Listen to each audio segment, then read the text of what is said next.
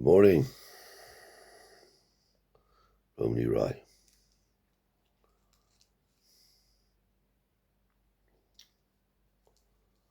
Now, people change. Their attitudes change.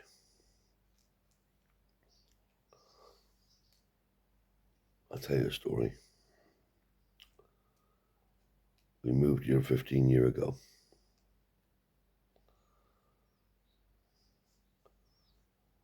Everybody, apart from one lady, was hostile towards me and my family. We had to put up with the bollards down the bottom of the lane.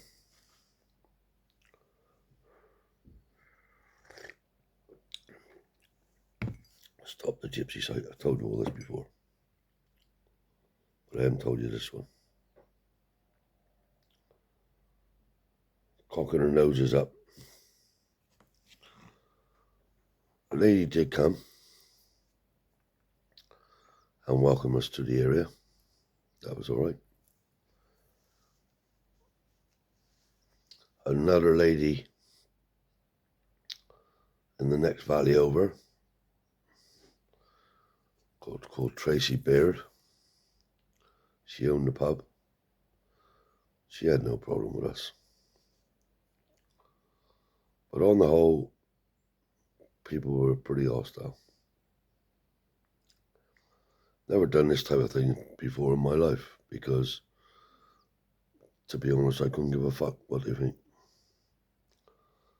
But I thought, well, maybe I want to settle down here. I invited the whole village up here to have a look around.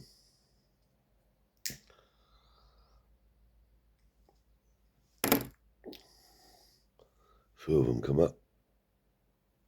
Didn't make no difference really. Until one day, I was sitting there having my tea. A car pulled in. I was down in my trailer then, not up here.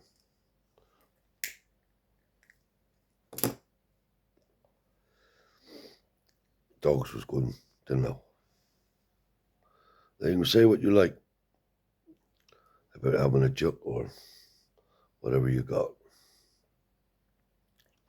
But in my eyes, they're always my first line of defense. Whatever happens, those dogs will bark. My dogs don't bark unless there's somebody about. They don't bark for barking's sake. Anyway, dogs was barking. Two of them was running loose.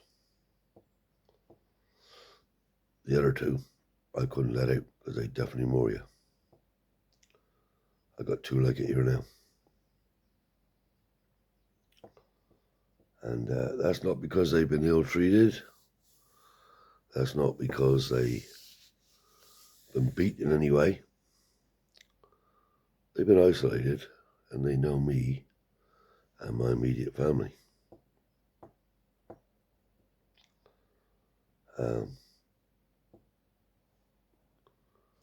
They're kept out the way and looked after properly. I'll come on to a bit more of a story about that in a minute. Anyway,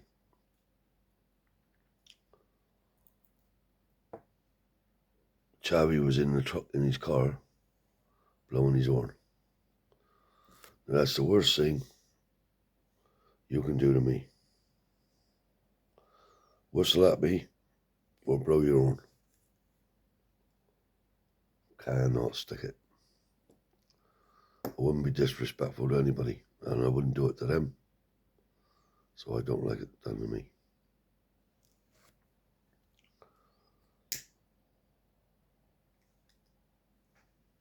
Sat out there blowing his horn. Leave him by.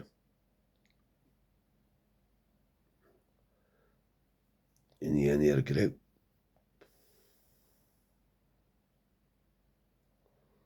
Knocked on the door. This is my chance now to find out what he's made of. Knocked on my door. I flied up out of the chair, straight out to him. What do you want? I said. Real narky. Oh, I'm sorry to disturb you. I said, what do you want? I said, don't you think it's rude blowing your horn? Well, I'm afraid of the dogs. I said, you're going to be afraid of the dogs. I said, they wouldn't be running around if they was going to bite you. I said, they two in there will bite you, but not these two out here. Oh, I apologise. We're in serious trouble. I said, what trouble is that then? My daughter's horse is fallen in the river and drowned, but we can't get it out. We know you've got diggers here. Would you come down and lift it out?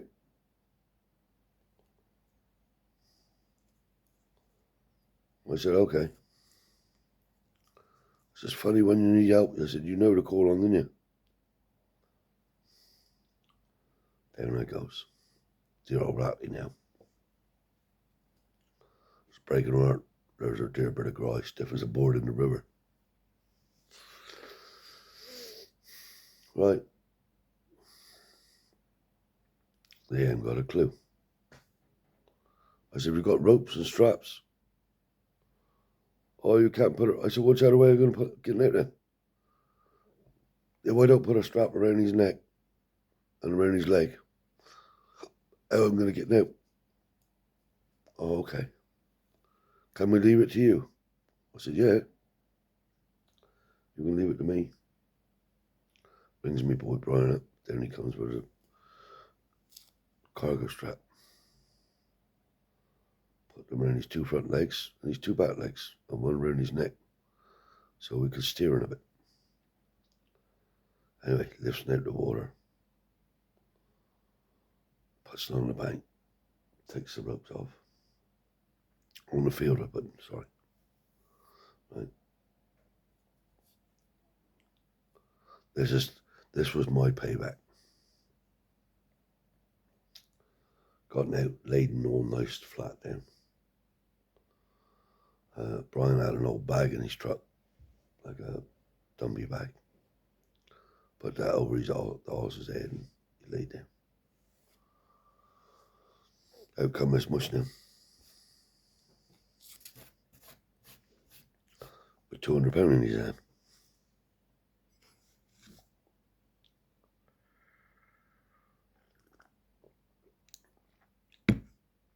I didn't know it was £200 at the time, but he had a handful of money there. Oh, thank you very much, Clarence. We're on first names terms now.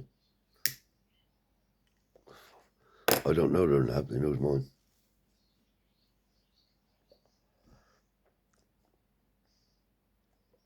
How much do we owe you?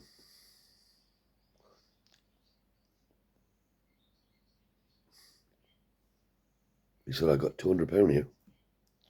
Is that enough? I said, I want your money, boy. Excuse me? I said, I want your money. I said, if I didn't want to do this, I said, if you offered me £2,000, I wouldn't do it. I said, I've done that to help you out. Not to make any money out of you. Well, you should take this just as for us to say thank you. I said, no, you keep your money. I said, the thing of it is, you were in trouble. You were facing heartache. Your missus is in there going berserk, their horse is dead. I said, and I need to take money from you for that. I said, no, forget it. I want your money. I said, just remember, you couldn't pay me enough, I said. And I'm being serious. God straight me dead, this is the truth. And anybody that knows me will tell you what I'm telling you is right. If I didn't want to do something, you cannot tempt me with the money.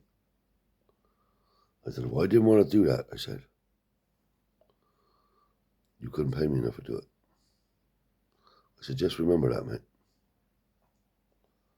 Anyway, pulls out the field with the digger. I had to track it all the way down there, mine on tracks, and then all the way back. If they saw me tracking on the road before, they'd report me. Anyway, that's another story. So anyway, I got about, 15 horses here. 15 horses all over this farm. And RSPCA been here 5 times in the 15 years.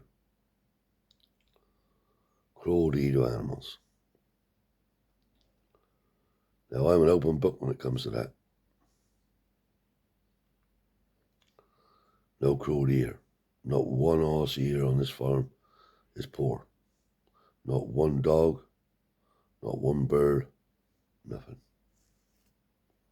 So the final time they comes, pulls in the yard. We have a report that you've got a horse standing in the field with barbed wire on his feet. I said, oh yeah. We need to look around. I said, you aren't looking around. Excuse me? I said, you aren't looking around. Don't even get at the car, I said. Well, we need to look. I said, you ain't looking at nothing. Being a bit vulgar, and I don't like to be vulgar. I don't like to be rude to anybody. But God strike me dead, this is what I said. Don't get out that fucking car, I said. Don't bother to speak to me. Don't bother to come here ever again. I said, because I'll have your job. And make no mistake about it, I said. If it costs me every fucking shilling I got, I'll have you in court. I said, you've been here 5 times looking at my animals. I said, here's my vet's number. Here's my farrier's number. Here's the fucking feed store's number up the road. Go and see what I spend every week on my animals. And I tell you the real reason that one come about. We was in the trotting game. Now, I don't know what normal people know about trotting. But trotting goes on all over the world. On ice, on tarmac, on sand, on gravel. Now, for any travelling man that's worth his salt when it comes to trotting, they know how much it costs to get your horse ready for a trot. For a start, it's 16 to 18 weeks of jig jogging. When I say jig jogging, I mean you're going on 5-6 miles an hour, just tick it over, jig jog, jig jog, jig jog. 16 weeks of that. 16 weeks of shoeing. 16 weeks of the proper food. Electrolytes. All of that.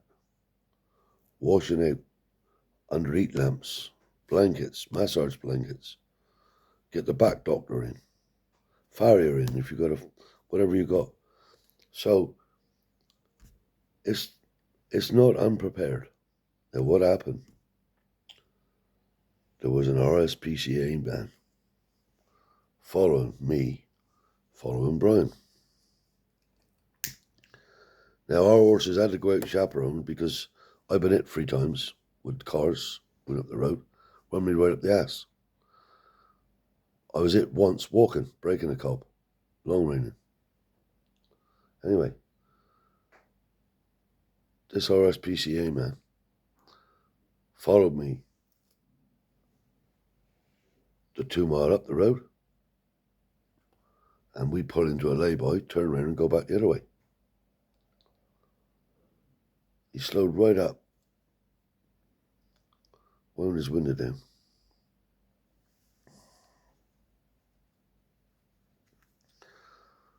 He said, did you ought to be doing that? I said, doing what? He said, jig-jogging that horse on. I said, you think I'm going to get him fit then? He said, I'm not so sure. Wound his window up and drove off. That's what prompted that visit. Now, when we're driving down the road now, we get spiky bastards shouted at us. Dirty gypsies shouted at us. Cars cutting us up. They don't ever stop. They want to fucking stop and have a straightener. We'd have a go at it. No, just rubbish. So, for people out there who don't know about the trotting game, in Malta, they shut the whole streets off. And they have these races on the road. A lot more dangerous than our races. They have them going around corners at 30 miles an hour. All on tarmac. At least we try and find a straight road. So our horses are trained. The jig jogging firms up all their tendons. I've never whipped a trotter in my life. I've lost races because I wouldn't whip them. There are people out there who whip them, flash a whip over the top of them. That's their business. Nothing wrong with that. Look at the horse on a race on the TV. See how much whipping they get. So, please, people, just be mindful. Yes, it is a dangerous sport, and we do it on the main roads. We don't do it now because we retired, but it's not cruelty. Not cruelty. So for now, I've gone from the hostility carried through to the animals and the way I feel about some things. So for now, it's bye-bye from the Romany Rye, and I'll catch you next time.